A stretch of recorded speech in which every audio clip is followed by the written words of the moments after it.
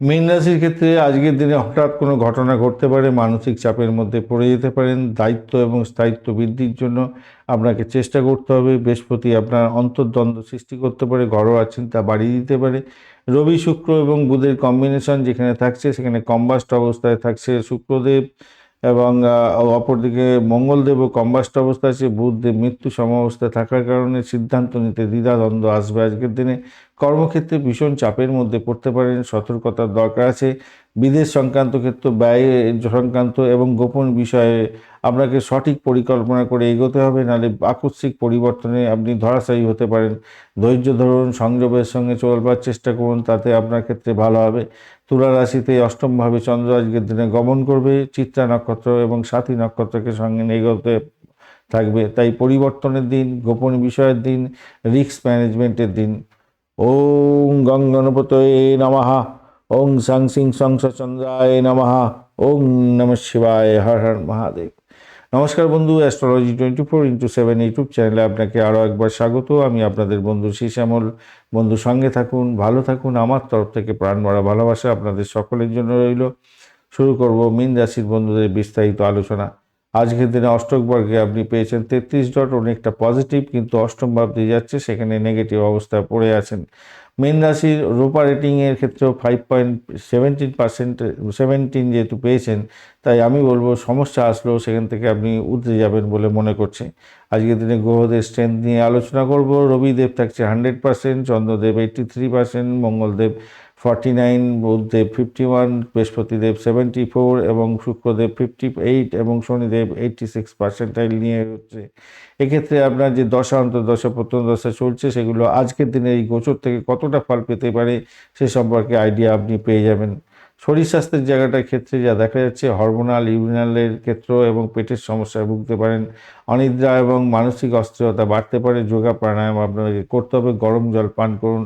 ওং নমঃ ভগবতে বাসুদেবায় নমঃ এই মন্ত্র 108 বার বা 11 বার আপনি জপ করুন, আপনাদের ক্ষেত্রে ভালো হবে। প্রাথমিক শিক্ষার ক্ষেত্রে কল্পনা প্রবল হয়ে উঠবেন, মন এদিক ওদিক ছুটবে। আজকের দিনে পড়ায় মন বসাতে কষ্ট হতে পারে, তাই একটু বেশি করে সময় দিয়ে পড়াশোনা করতে হবে। উচ্চশিক্ষার ক্ষেত্রে, গবেষণার ক্ষেত্রে, মেডিকেল শাস্ত্র এবং আধ্যাত্মিক বিষয়ে কোনো পড়াশোনা করছেন, সেক্ষেত্রে শুভত্ব বৃদ্ধি পেতে যাচ্ছে। ফল পেতে একটু দেরি হবে বটে, কিন্তু সাফল্য পাবেন। অর্থ সংক্রান্ত ক্ষেত্রে আজকের দিনটায় ভোলাটাইল হতে যাচ্ছে। হঠাৎ খরচ হয়ে যেতে পারে, পুরানো আদায় হওয়ার সম্ভাবনা আছে। বড় বিনিয়োগ আজকের দিনে যাবেন না, তাতে প্রবলেম হতে পারে। চাকরির ক্ষেত্রে দায়িত্ব বাড়বে আজকের দিনে। অফিসে গোপন চাপ বাড়তে পারে, শত্রু বৃদ্ধি হওয়ার সম্ভাবনা আছে। নীরবে কাজকর্ম যদি সঠিক সময়ে সঠিকভাবে করেন, সেক্ষেত্রে আপনি উতরে যাবেন। পেশাগত জীবন এবং ব্যবসার ক্ষেত্রে দেখা যাচ্ছে বিদেশ এবং অনলাইন, হসপিটাল এবং গবেষণা সংক্রান্ত ক্ষেত্রে অত্যন্ত শুভ হতে যাচ্ছে।